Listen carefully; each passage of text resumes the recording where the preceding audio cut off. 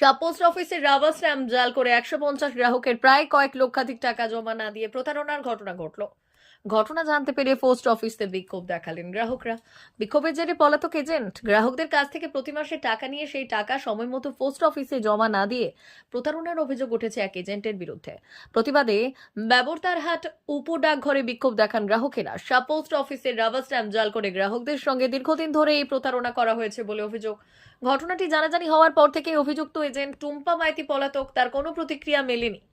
ঘটনায় উত্তেজনা থাকায় এলাকায় নামানো হয়েছে পুলিশ ও র্যাব।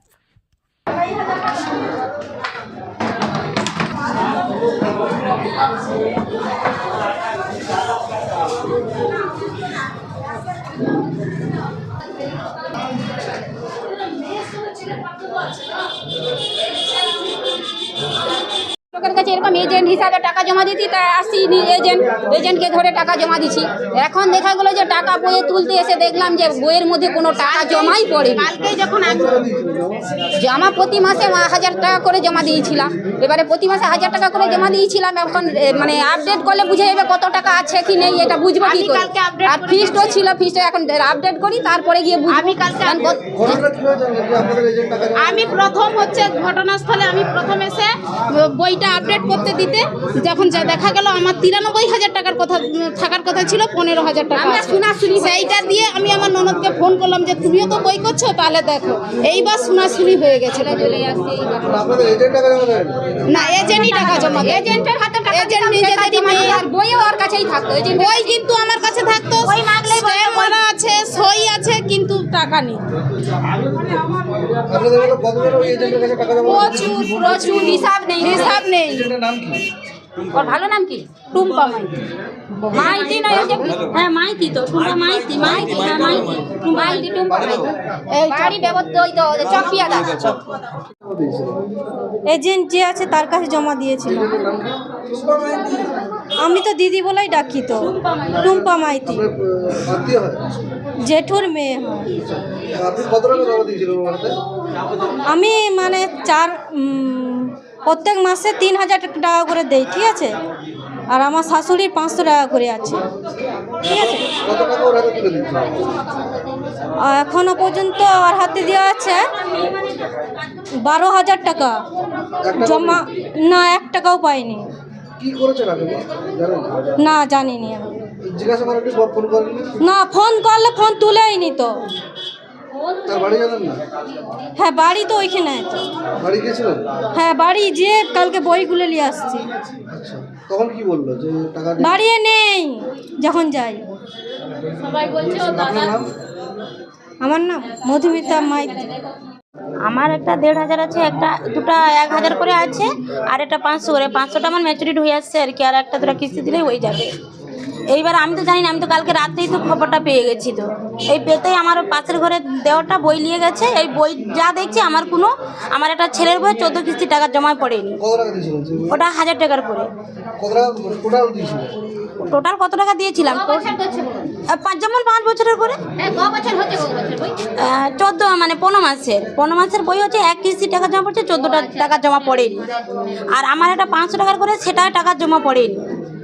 আর একটা 1500 টাকা আছে, সেটা কত কিস্তি আছে এই আপডেট করা আছে, এবার ওটা করি ওখানে। আর একটা 1000 করে, সেটাও টাকা নেই। তো হিসাব করিনি, এখন বই আপডেট করি। এখন আমাদেরও তো দুটো বই করে আপডেট কানুন বেড়া সেটা স্যার আমাদের ইন্সপেকশন না হলে তো একটা কত টাকা মোটামুটি মানে আন্দাজ কিছু নেই। মানে আপনি সত্যিকার কত দিয়েছে সে কার্ডগুলো ওদেরই কাছে থাকে, সে কার্ড ছাড়া তো আমরা বলতে পারবো না। আমাদের এই যে ধরুন আপনার পোস্ট অফিসে এসেই তো তিনি এইরকমভাবে এই পোস্ট অফিসেরই এজেন্ট, তার জন্য আপনাদের এইরকমভাবে ঝক্কি পোয়াতে হচ্ছে বা দুর্নাম হতে হচ্ছে। ওই ব্যক্তি বা ওই এজেন্টের বিরুদ্ধে আপনারা কোনো আইনানুগ কোনো পদক্ষেপ নিয়েছেন? কোনো অভিযোগ? আমি ব্যবস্থা নেওয়ার জন্য আমাদের এসপিকে চিঠি দিয়েছি, গতকালই চিঠি দিয়েছি, যাতে করে পাবলিকের টাকা ফেরত পায় এবং আপনাদের উপরে তো একটা চাপ আসার সম্ভাবনা আছে। প্রচণ্ড চাপ, কিছু আশঙ্কা করছেন? আশঙ্কার মধ্যে রয়েছেন? আশঙ্কা তো আছে, কারণ অল্পতে তারা মানে ঘটনাটা বিবেচনা করার আগেই রুদ্রমূর্তি ধারণ করে। এই যে দীর্ঘদিন ধরে এইরকম চালাচ্ছে, আপনি বুঝতে পারেননি? এটা আমি এখানে 1.5 বছর 2 বছর হয়ে এসেছি, আর ওর কাজ খুব কম। অন্যান্য যে 1200-1500 বই আছে, ওর মাত্র 300 তার মধ্যে 150 জনের সঙ্গে এরকম চিঠি হয়েছে। প্রায় এখনো পর্যন্ত যেটা আমরা পেয়েছি। কি পেয়েছেন? কতজন? মানে ওই 150 জনের মতো দেখা যাচ্ছে যেগুলোকে কিছু টাকা জমা করেছে, কিছু টাকা জমা করেছে। একটা টাইম এসে বলবে।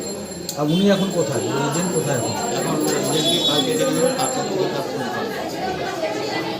আপনার নাম? মানে অনুপ কুমার আদক। Thank you.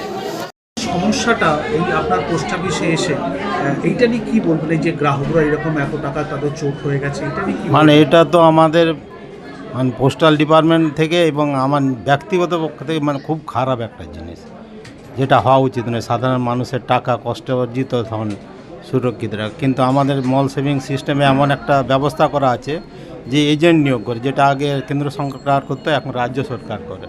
যাদের কাজের মানে আমরা বাধাও বলতে পারবো না যে আপনার থ্রু দিয়ে আমরা জমা নিতে পারবো না, হ্যাঁ, সেই হিসাবে তারা জমা নেয়। আর মূলত আমরা যেটা লক্ষ্য করছি কাল পর্যন্ত, আজকে পর্যন্ত, যে ফিক্সড ডিপোজিট যেগুলো 1 থেকে মানে কেভিপি 10 বছর পর্যন্ত, সেগুলো প্রায় সবই ঠিক আছে, একটা তো ভুল পাইনি এখন।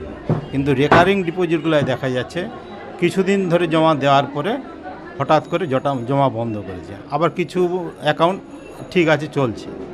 এবার রেকারিং ডিপোজিটগুলো এমন একটা সিস্টেমে যেটা 60টা ডিপোজিট দিতে হয় 5 বছরে। এই 5 বছরের মধ্যে পার্টি যদি মনে করে কোনো এক সময় সে বন্ধ করে দিতে পারে, সুতরাং সে আমরা বুঝতে পারবো না যে তার আর্থিক কারণে কি বন্ধ করছে, কারণ সে তার কন্ট্যাক্ট হয়েছে তার এজেন্টের সঙ্গে, পোস্ট অফিসের সঙ্গে তো কোনো সম্পর্ক নেই। সেই জন্য আমাদের মানে প্রাইমারি গ্রেস করাও সম্ভব নয়।